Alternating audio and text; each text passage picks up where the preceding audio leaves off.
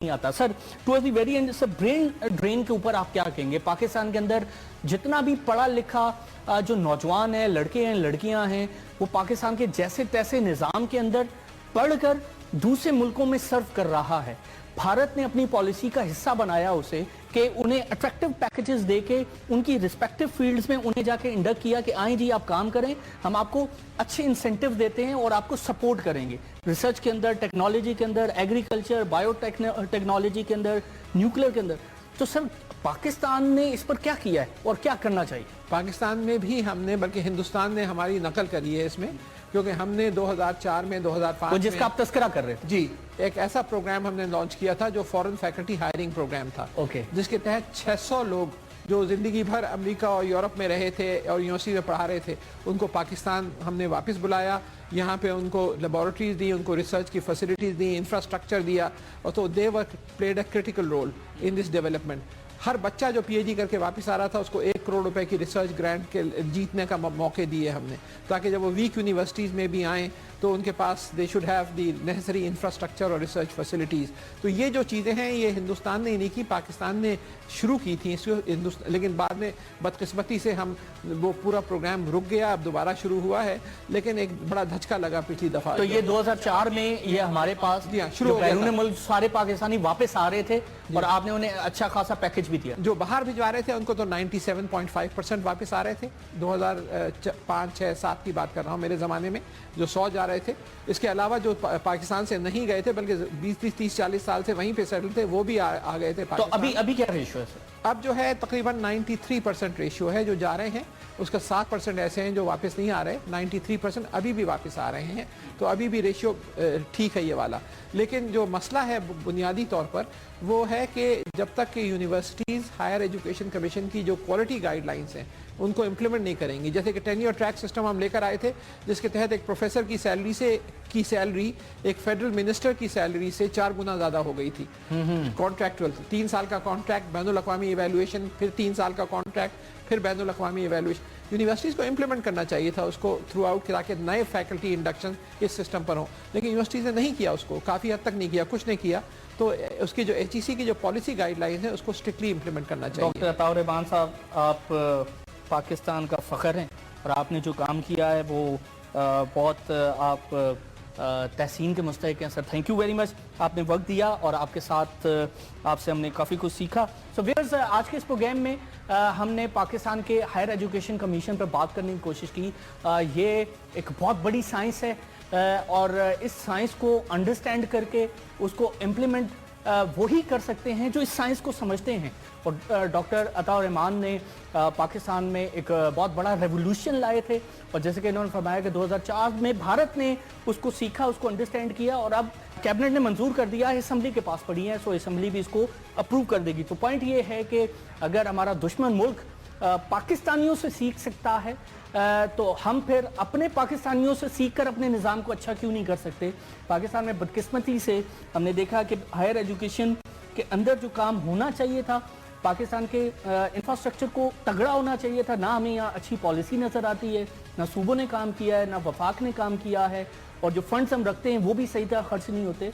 तो इस पर एक सीरियस एफर्ट होनी चाहिए, एक एमरजेंसी प्रोग्राम आना चाहिए, और हम अपनी नेशनल GDP का 6-7% अगर हम खर्च करते हैं, जिसमें से बड़ा हिस्सा हम बेसिक इंफ्रास्ट्रक्चर पर, बुनियादी तालीम पर दें, उसमें से 35-30% हम हायर एजुकेशन पर रखें, तो बहुत बड़ा चेंज आ सकता है। और इंतहाई यहाँ बात की डॉक्टर अताउर रहमान साहब ने कि CPAC बड़ा अच्छा प्रोजेक्ट है, इसको नॉलेज हाईवे बनना चाहिए। तो ये नॉलेज हाईवे का जो मंत्रा है ये बदकिस्मती से हमें विजन 2025 में नज़र नहीं आता। So this very unfortunate. बहरहाल लेट्स सी कि आने वाले दिनों में पाकिस्तान HEC के अंदर तालीम के मैदान में कितना संजीदा हमें नज़र आता है, क्योंकि जितनी संजीदगी होगी उतनी इम्प्लीमेंटेशन के जो चांसेस होंगे वो बढ़ जाएंगे। हमारी तो से ये कुछ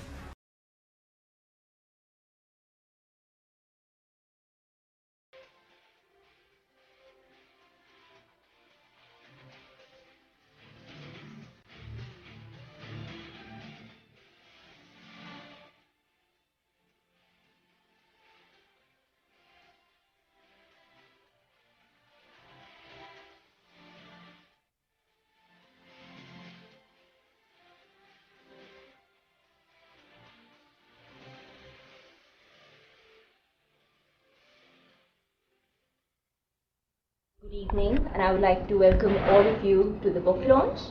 And I am so privileged and honored that we are here. We're learning about a very interesting topic that affects all of us. So this is going to be interesting, not for me, but also for all of us, because climate change is something that impacts every one of us in our everyday lives. So we'll start off the book launch officially, and I would like to introduce my colleague, Nausheen, who's going to come and open. It is very heartening to see such a healthy participation at this book launch. So a quick introduction of the panelists. We're very honored that we have Dr. Professor Pervez Hoolboy. He's a well-known Pakistani nuclear physicist. He's an analyst. He's an essayist. Next, we have Mr. Sultan Bashir. He's also a nuclear engineer. He's worked in Pakistan Atomic Energy Commission. He was awarded with the Sitare Imtiaz, so thank you, sir, for being here. Then we have Dr. Irfan Khan, who teaches at Islamic University. He's an environmental expert. So, panelists, thank you for being here. And we would like to start off with a few comments.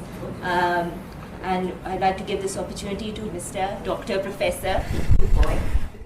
Thank you very much.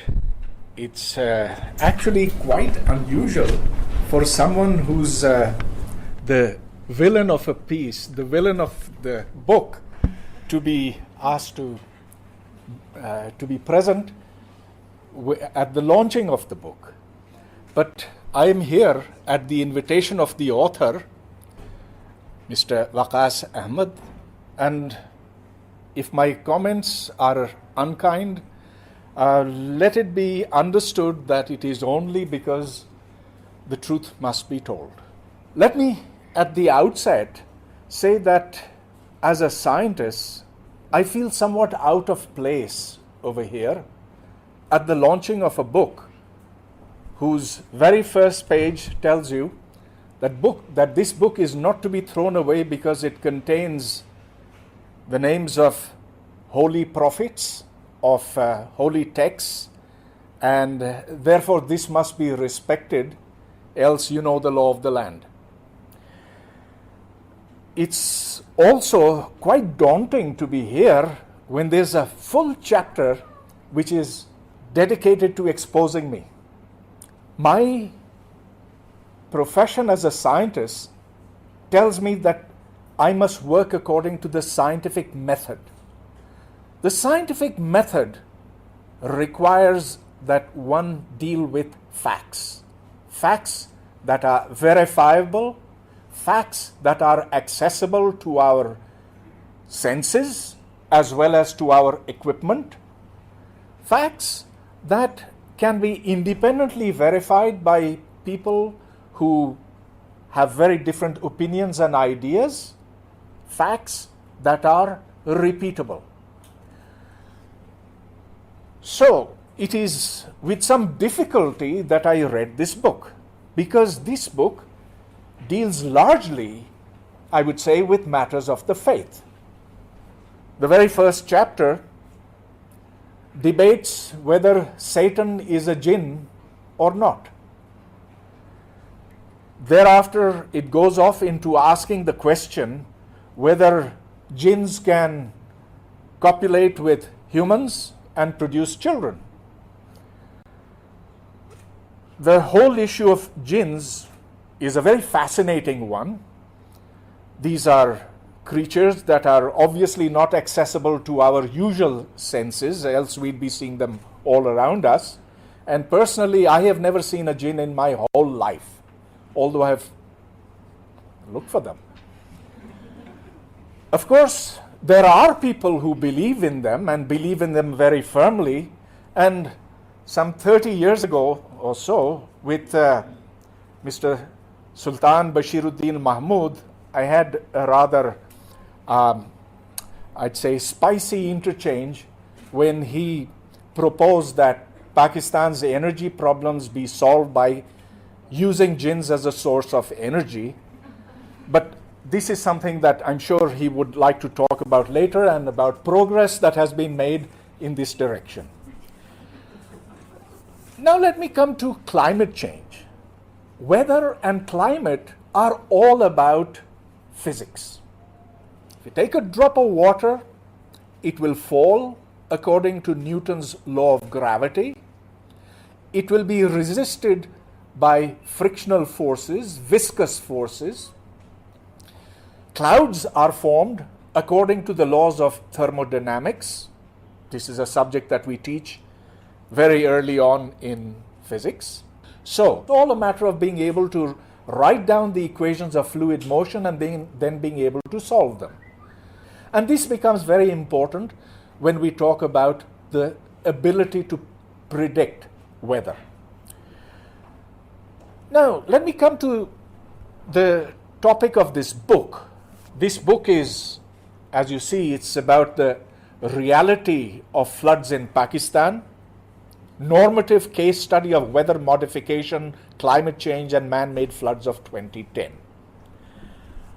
At the outset, let me say that certain local alterations of weather are possible.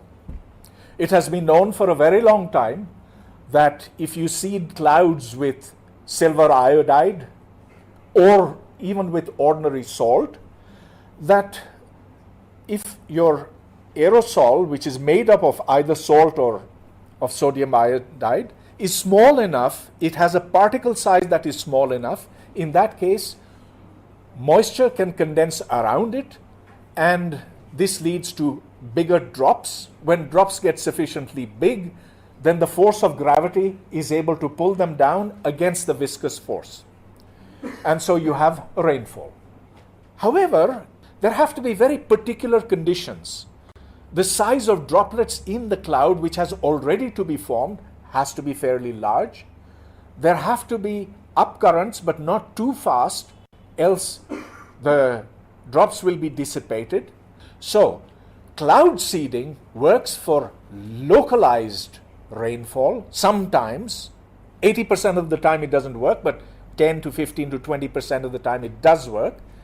And so it is used by countries around the world, by the United States, by China, by India's experimenting with it. Pakistan also tried to experiment with it, but I don't think we got too far ahead.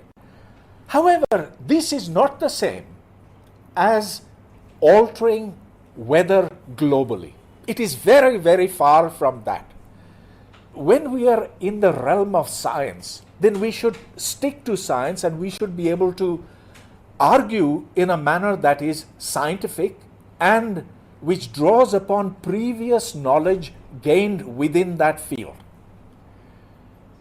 I have great admiration for the author, Waqas. He is a very bright young man. However, I do wish that you had studied climatology and you had studied physics before attempting a book on this. Because after all, climate change, or climate science rather, is something that draws upon a huge amount of basic physics and then advanced physics subsequently.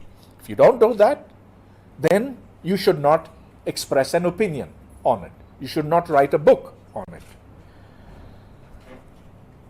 I'm afraid I've seen you quoting various people over here, and I see that some are very reputable people, others I've never heard of, and others that I've heard of in a very negative way. People like Sarah Palin, who are considered loonies outside the pale in the United States. I also see that there is, I'm afraid, a misunderstanding on your part in the section of the book where you attack me. For example, let me turn to page 325, where you say, Parvez Hudbhai enthusiastically endorsed the statements of Dr. Nick Begich, who is one of HARP's most vocal critics, and reverently refers to him as a scientist. On the contrary, I called him a quack.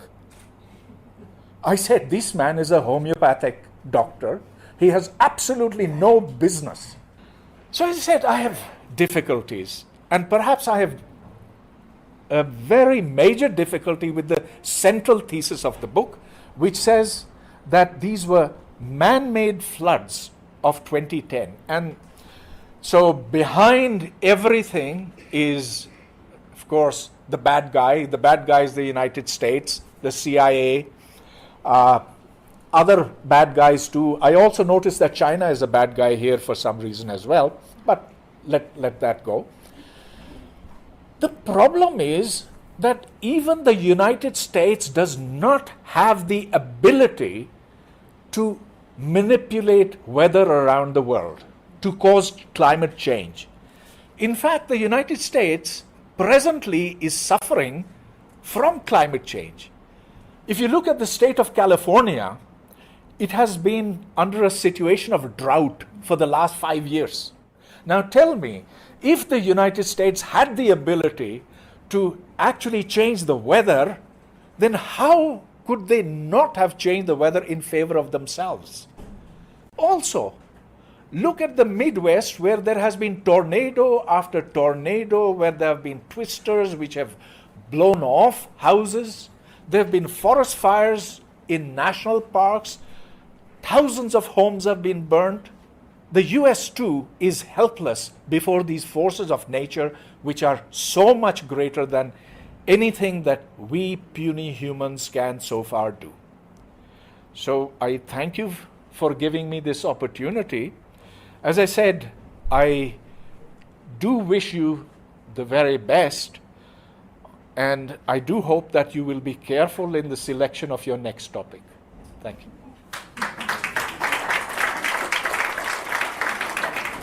Thank you, Professor. And so, for your next talk, remember, retract those statements and believe in scientific evidence.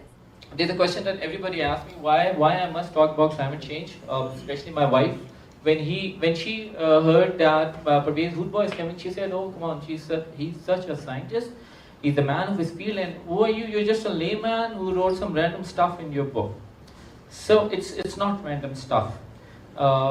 Believe me, if you remain with me for the next 45 minutes, I think your opinion is going to change. Can anyone identify when was this picture taken? This one, this flooded one. Can anyone identify? No, it's not Jalsa. It's water and people are under rain. Can you identify when it's taken? No, it was 2010. All right. Can you identify when this picture was taken?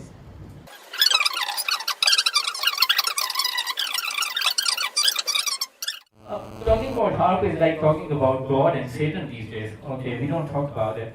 But this is Surah is another atmospheric heater, ice cap facility. Then BAE and APTI, they make artificial atmospheric mirror there. These are the things just to want to show. Alright, this is the monsoon pattern, this is the precipitation pattern. So this is the water that we have to protect. Alright, this is the interesting part, evidence of secret weather modification operations. We have to go country by country, so United States of America. Ben Livingston is the guy who performed a lot in 1960 Operation Popeye. Yeah. Thanks for the patience. I had a lot more to say. Hi there, my name is Catherine with Reuters.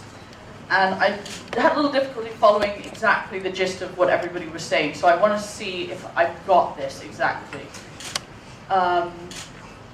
From what I understand from your book and what you were saying, there's a CIA program to control Pakistan's weather, is that right? And there's some sort of demonic... Please don't link? put that in Reuters report. No, I'm not. I'm just curious. I mean, what is that what you're getting at here? I'm not really clear what you're getting at. No, I don't think that's what he's getting at. I have to answer this? I mean, I don't really see the links here that you're laying out. Please, we look foolish enough on the international press as it is. I should Where did you read the word CIA in the book? with all these references. No, you're just making it up. I don't think you can find CIA in a weather modification chapter. It was just in the first chapter, which was about spirituality and stuff like that. So there's no CIA. CIA has got nothing to do with weather modification. I'm sure about this thing. I've read it. So who is it then? Exactly. Who wants to bring floods to Pakistan is the question. Okay. you don't judge the enemy by its intention. You judge the enemy by its capability. And the book says all about the capability. That's it. No, I have a question. You say this is a case study of weather modification, climate change, and man-made floods of 2010. Which man-made Capex, floods? Indian Capex program, July 2010, when we did 30 authorities inside Kashmir. So it's the We want to Indians- rectify it. We're trying to verify it. So it's the Indians who caused the 2010 flood. Yes. Ah, okay. What's the Because point you about don't that? give any reference on your slides. Just hear me out. Yeah. I have a problem with it because I know that one of the slides was definitely wrong. Where you showed, Which one? I'm telling you, where you showed Madame Curie and Albert Einstein, and that was a picture from the Solvay conference. It wasn't what you said it was. And all these pictures, if there's no reference on your slides, then who knows where that's coming from? That it is not sufficient to just collect a number of facts. The number of facts that you see over here was enormous number of things. But all of them were completely uncorrelated with each other. Completely uncorrelated with each other. In fact, what you were able to show throughout your talk was the only weather modification was through cloud seeding. There's no other weather modification, example of weather modification you could give over here. And then quoting people and quoting, like the example that this lady gave you.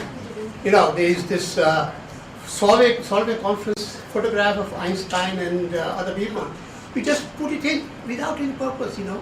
Thank you. Could I ask each of the panelists if they agree with the basic thesis that the 2010 floods were caused by India, please?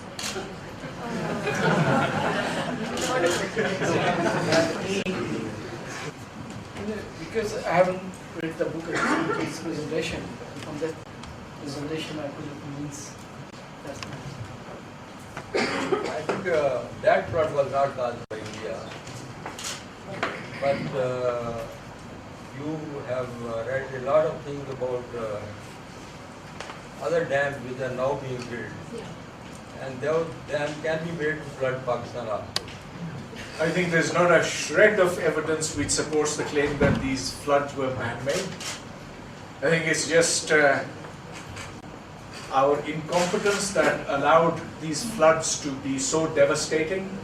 After all, Sindh knew for days in advance that there was a flood coming because the flood had already happened in Punjab, and yet Sindh took no steps to save its people.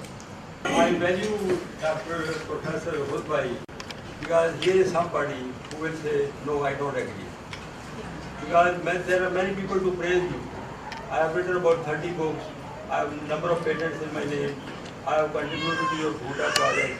I was Director General of Pushap project. Gave this country the first indigenous nuclear reactor to produce plutonium, and many more. But so there are a number of people who criticize me, and I value it, and I thank you very much. The question As regards the gin, to the best of my memory, I have never said it. Actually, you wrote a paper on it. I don't remember it. In fact, I denied it in writing also. I don't remember it. If I wrote a paper, I would like to see that paper. And you gave an interview to the Wall Street Journal in which you said, yes, it can be done. Because you can Google, if anyone has a smartphone here, if you could put in gins and Sultan Bashiruddin. That's another conspiracy theory. That's another conspiracy theory which you want to. That's another conspiracy theory we can talk about later, right? हर दिन हम 90 million ton carbon dioxide जो है वो हम emit कर रहे हैं और that's the reason of global warming. I don't think that you are a scientific person. I don't think you've done scientific research, and I don't think that your book really has any relevance towards it. In the earlier phase of this evening, Professor over here mentioned the science discussion that you both had. In my opinion, science is the biggest witness to God. I have worked a lot on Holy Quran, and wrote 2 books on the Holy Quran and science. And I am amazed. For that I had to read the modern science also. And I had to read the Holy Quran also. And you can see my books, and when I have sent few to my good friend Pervez Hulbai also, Khalid Gomez. I hope it did some good. Well, I should tell you, if I may, that many of his books are about matters about the spirit, what will happen to the spirit as it will go from Alam-e-Barzakh to Alam-e-Arwah. Now, that's not science, really, because frankly, I don't think it is possible to travel with these arwah, with these ruh. And so, I would say that what Bashiruddin Sahib is doing is not really science. And so, when you ask the question, what kept you in science? I say, what science? Now, let me follow up a little bit upon what Bashiruddin Sahib had said earlier. That who knows what will happen in science because it's changing all the time. Well, actually, some things absolutely will never change. Never. Gravity is going to be gravity forever. Things will fall down, they will never go up. Entropy, which you may not be familiar with, is a quantity that will always increase for an isolated system. And unfortunately, our scientists, I don't know about him, but our scientists don't seem to know even that basic fact. And so, do you remember 2 years ago when we had the water card? You remember? Yes, it was a water card. And do you remember Dr. A.Q. Khan Clapping. Do you remember the head of PCSIR saying, "Hum bhi aisi cheez banana chahte hain"? Do you remember those 200 so-called scientists at NUST? This man, Agha Waqar Pathan, drove his car before them and they were all clapping.